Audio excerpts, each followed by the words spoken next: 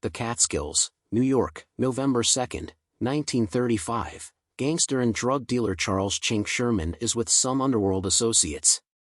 Perhaps he is relaxed, perhaps not.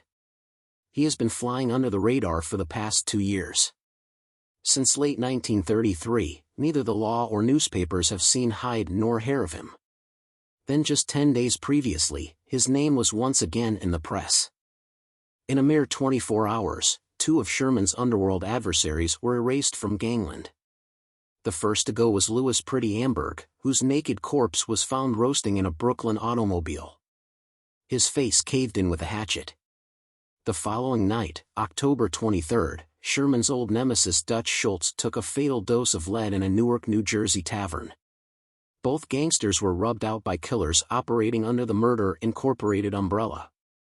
They were seemingly everywhere, these Murder Inc. assassins. One wonders, did Sherman have any inkling that evening that he was in the company of some of them? Born circa 1900, Charles's real surname was Shapiro. The Chink moniker was probably a result of his trafficking in opium, a trade he plied in several cities. He first comes to attention in 1923, when it is believed that he attempted to kill 2 brothers by the name of Tucker. Joseph and Louis Tucker were described as pickpockets with police records in most major cities. In the autumn of 1923 they were operating in Detroit. It is believed that Chink and his brother Henry were also there at the time. On the evening of October 27, the Tuckers were in a restaurant when at 5 p.m., anywhere between 3 and 5 men entered and opened fire on them. Joseph was killed outright, and Louis was rushed to the hospital with a head wound. Louis recovered and about a year later was in New York City where he and another brother were arrested with 2 of their underworld allies, brothers Joseph and Louis Pretty Amberg on August 20, 1924. The foursome were in a car when spotted by police.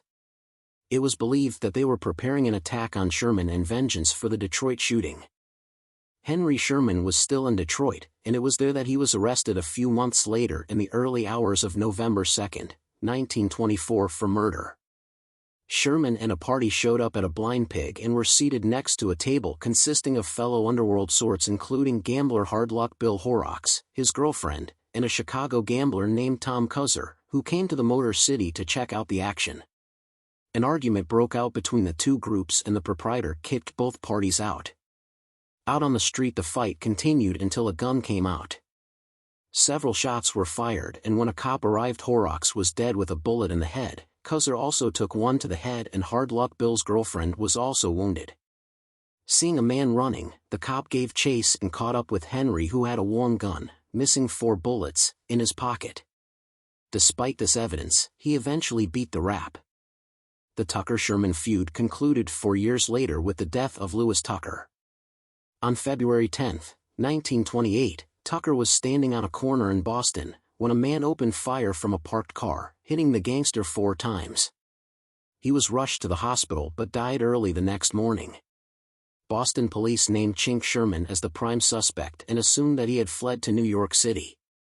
They were correct. It took almost a month, but New York City police picked him up at 3:30 a.m. on March 5. "I've never been in Boston," Sherman told the police. "I don't know Tucker and I know nothing at all about the murder." He went on to say that he was an out-of-work bootlegger who had been too busy looking for a job the past 6 months, even to leave the city. After nearly a month of legalities, Sherman successfully fought extradition.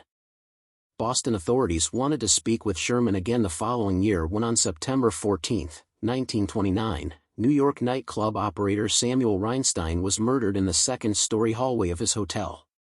It was believed that he was hiding out for some offense he committed against Big Apple gangsters and was bumped off by hired gunmen. Because letters from his brother had numerous references to paying money to someone called Chink, police were eager to speak with Sherman. Just as with the Tucker murder, nothing came of it. In 1931 Sherman was living in a suite at the Hotel Forest on 49th Street when the gangland episode he would become most known for took place. In the early hours of January 24, 1931, Sherman and some friends, including a few women, were at the Club Abbey, a popular nightclub attached to the Harding Hotel on 54th Street and Broadway. Also in attendance was underworld bigshot Dutch Schultz and two of his cronies, Marty Krompier and Larry Carney. A couple of ladies were also with them. What exactly happened is unknown, but it seems that a woman in the Sherman party got into a fight with one of the ladies with the Schultz group. Soon the men were dragged into it, and before long the guns came out. Schultz was wounded and rushed from the place by Krompier and Carney, but not before they managed to shoot Sherman 3 times and cut up his face with a broken bottle. Schultz was taken to the apartment of one of his gunners, Edward Popke, aka Fats McCarthy, before going into hiding. Sherman staggered to the street and collapsed. His girlfriend Mavis King hailed a cab and took him to the hospital.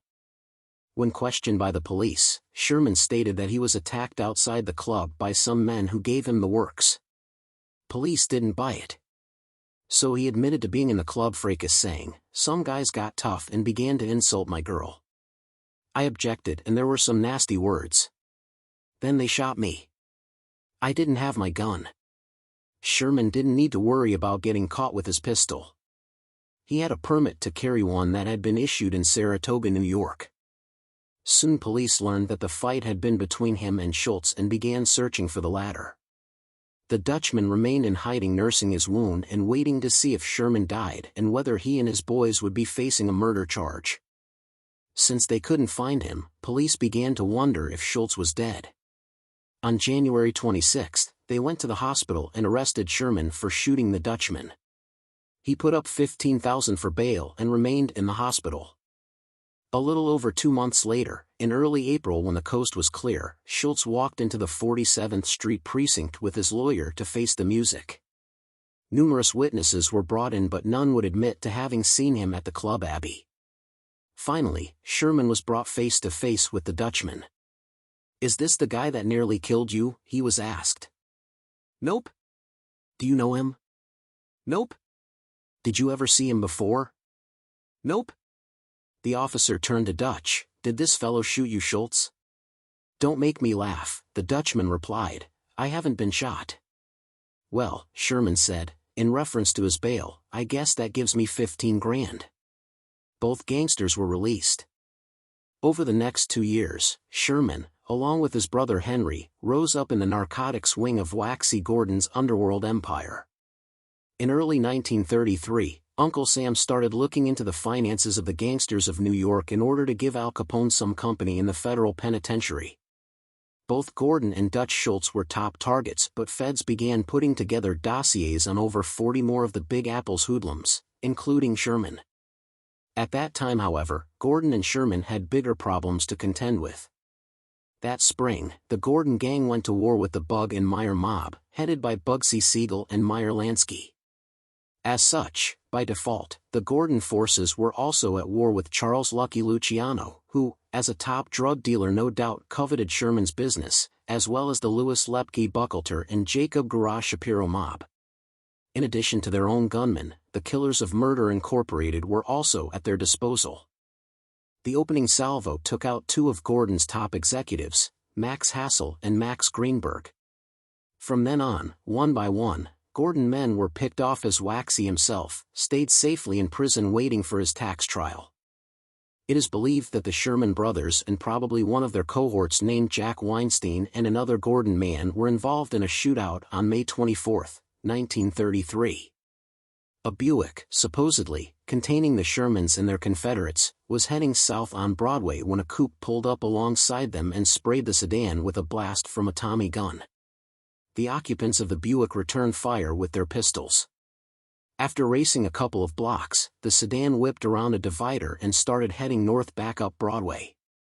The coupe followed. More shots were exchanged, and after speeding for 4 blocks, the Buick crashed into the curb. The men darted from the car and ran to safety as the coupe sped away. 2 bloody hats were found in the Buick, so a few of the bullets took effect. Unfortunately, the only serious casualties were 3 bystanders who were hit by stray bullets. June 29 saw the demise of one of Sherman's drug compatriots, Murray Marks, aka Morris Mall, who was shot down after stepping off a bus in the Bronx. In his pocket was an automobile registration made out in the name of Sherman of the Hotel Forest. The same hotel Chink was living in back in 1931. Also found on Marks was evidence that showed that he had an apartment at the Bowery Hotel on 64th Street.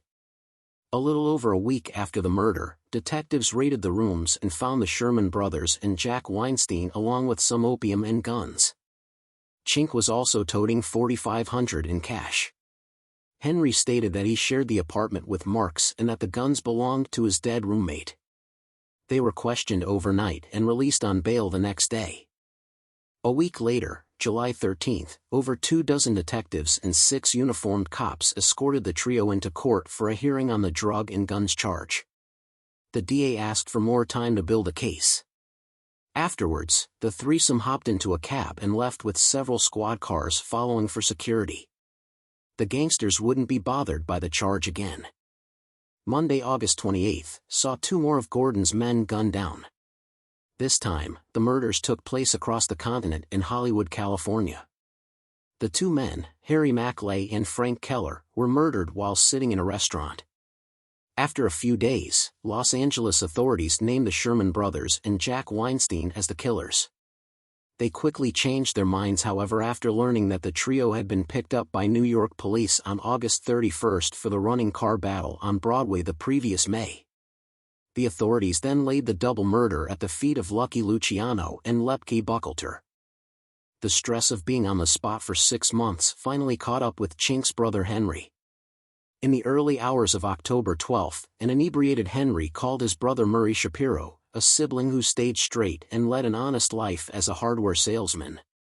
It was 4:25 a.m. when Henry asked his brother to pick him up on the corner of 168th Street and Broadway. Murray got dressed and retrieved his brother and brought him home. Henry was acting nervous and repeatedly babbled, "I'm on the spot, but they'll never get me." Once he was safely in his brother's house, Henry asked Murray if he could see his gun. Thinking that it would help his brother feel safe, he got it for him. Complaining of a headache, Henry then asked Murray for a glass of water. While Murray was at the faucet, he heard a shot. Rushing back, he found Henry on the floor with blood seeping from a wound in his right temple. He saved his enemies the trouble of bumping him off.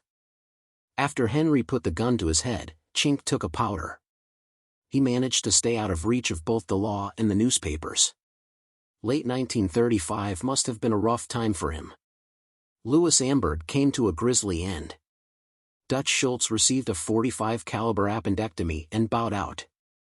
Not that he cared about either of them, but the powers that wanted him dead back in 1933 were only getting more powerful and seemed to be cleaning house.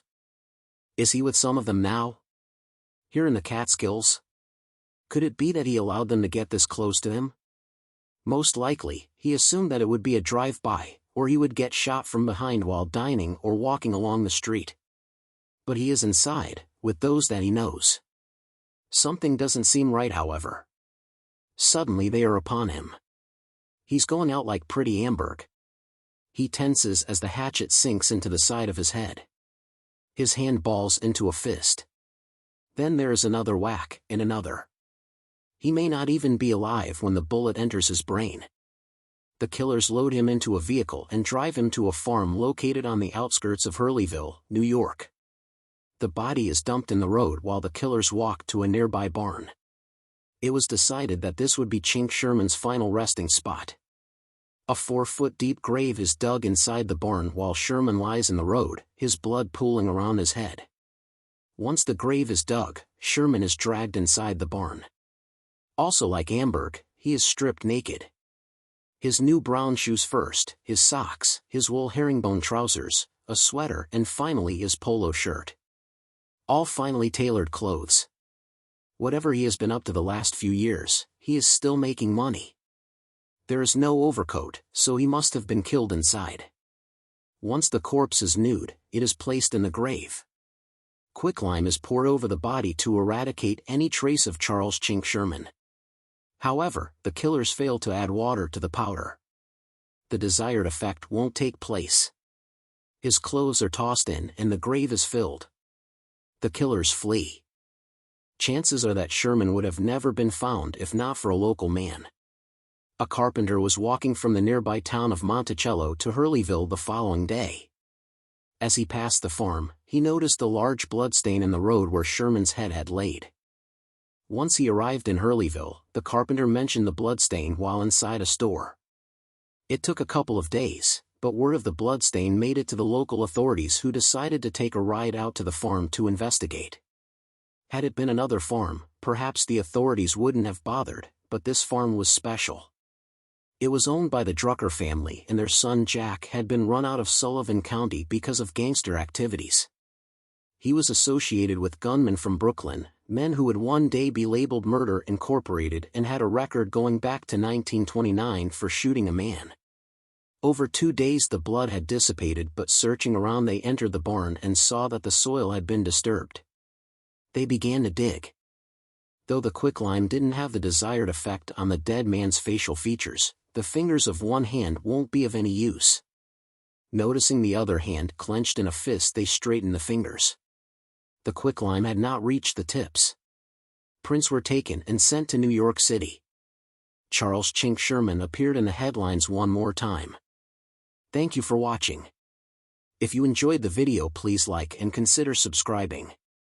If you'd like to support the channel, there is a PayPal link in the description.